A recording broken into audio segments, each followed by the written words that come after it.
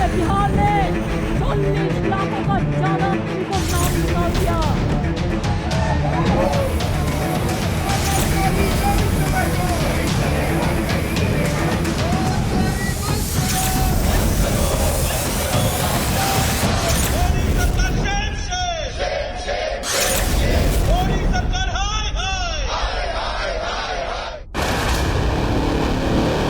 SIR-ലെ വെട്ടും തിരുത്തും പരമോന്നത കോടതിയുടെ വാദമുഖത്താണിപ്പോൾ. ബീഹാർ വോട്ടർ പട്ടികയിലെ തിരുത്ത് സംബന്ധിച്ച രാഷ്ട്രീയ വിവാദം ഇന്ത്യ സഖ്യത്തിൻ്റെ വൻ ശക്തി പ്രകടനമായി മാറി. പുതുക്കിയ പട്ടികയിൽ നിന്ന് 65 ലക്ഷത്തോളം പേർ ഒഴിവാക്കപ്പെട്ടത് ബോധപൂർവമാണ് എന്ന വിമർശനം പ്രതിപക്ഷം ഉയർത്തുന്നു.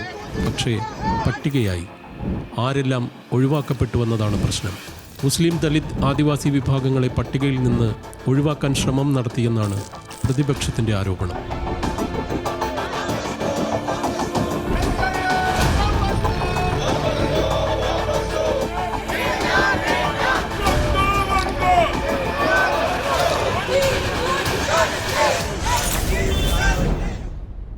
ഇന്ത്യ സഖ്യം രാജ്യമൊട്ടാകെ പ്രക്ഷോഭത്തിലാണ്.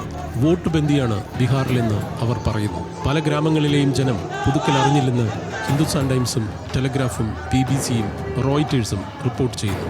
എന്നാൽ സെപ്റ്റംബർ 1 വരെ തിരുത്തലിന് സമയമുണ്ടെന്ന് തെരഞ്ഞെടുപ്പ് കമ്മീഷൻ.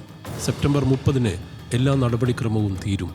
ജൂൺ 24 വരെയുള്ള പട്ടികയിലെ 7.89 കോടി വോട്ടർമാരിൽ 7.24 കോടി പേർ പുതുക്കൽ അപേക്ഷ നൽകിയെന്നാണ് കമ്മീഷന്റെ അവകാശവാദം. വീട്ടഡ്രസ്സിൽ ഇപ്പോഴില്ലാത്തവർ അതത് ജോലിസ്ഥലത്ത് പേര് ചേർക്കണമെന്നാണ് മുഖ്യ തെരഞ്ഞെടുപ്പ് കമ്മീഷണർ ഗ്യാനേഷ് കുമാർ പറഞ്ഞത്. ഇതിൽ പ്രതിപക്ഷം ചില ദുസ്സൂചനകൾ കാണുന്നു. വരുന്ന ബംഗാൾ, തമിഴ്നാട്, കേരള തെരഞ്ഞെടുപ്പുകളെ ഇത് ബാധിച്ചേക്കും. വർഷങ്ങളായി കേരളത്തിലടക്കമുള്ള ബിഹാറി, ബംഗാളി, UP തൊഴിലാളികൾ വോട്ട് കേരളത്തിലേക്ക് മാറ്റിയാൽ രാഷ്ട്രീയ ഗുണമുണ്ടാകുക BJPക്ക് മാത്രമാകും. കേരളത്തിൻ്റെ ഭാഗധേയം തന്നെ മാറാം.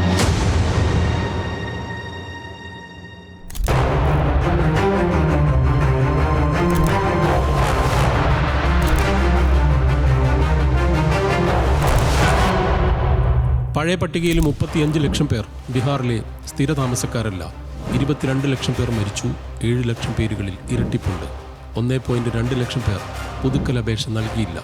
കരട് വോട്ടർ പട്ടികയിൽ 7.24 കോടി പേരുണ്ട്. 77,789 ബൂത്തുകളിലായി ഓഫീസർമാർ പ്രവർത്തിച്ചു. ഇതാണ് കമ്മീഷന്റെ വാദം. എന്നാൽ മുസ്ലിങ്ങൾ കൂടുതലുള്ള കിഷൻഗഞ്ചിലടക്കമാണ് വൻ വെട്ടിമാറ്റൽ നടന്നതെന്നാണ് BBC-യും ഹിന്ദുസ്ഥാൻ ടൈംസും റിപ്പോർട്ട് ചെയ്തത്.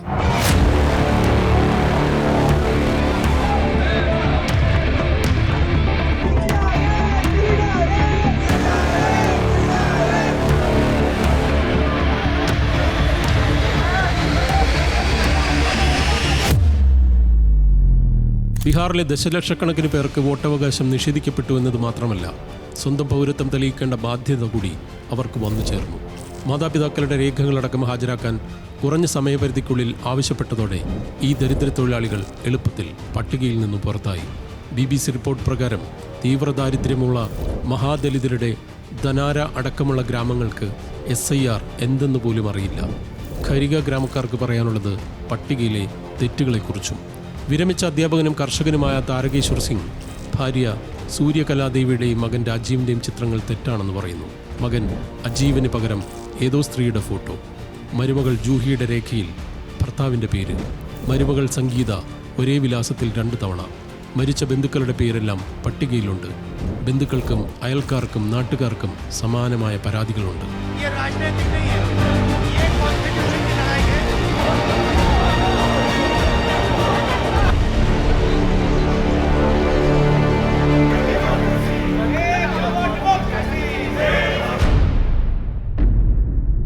തങ്ങളെ ആരും സമീപിച്ചില്ലെന്നാണ് ഫോം പൂരിപ്പിക്കാത്ത നാട്ടുകാർ പലരും പറയുന്നത്.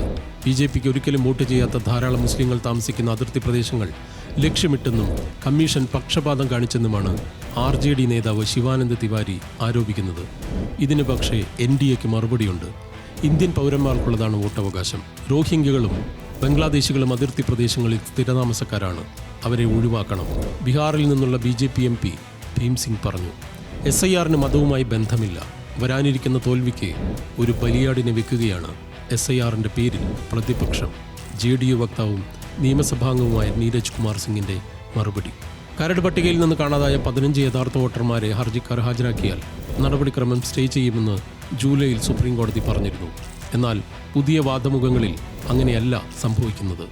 നീക്കം ചെയ്ത 65 ലക്ഷം പേരുടെ പട്ടിക കമ്മീഷൻ നൽകാത്തതിനാൽ ചോദ്യം ചെയ്യാനുള്ള അവസരം നിഷേധിക്കപ്പെട്ടിരിക്കുന്നു എന്നാണ് വിമർശനം. ഏതായാലും പട്ടികയിലെ ഈ വെട്ടും തിരുത്തും യാഥാർത്ഥ്യമായേക്കും, ചെറിയ തിരുത്തോടെ മാത്രം.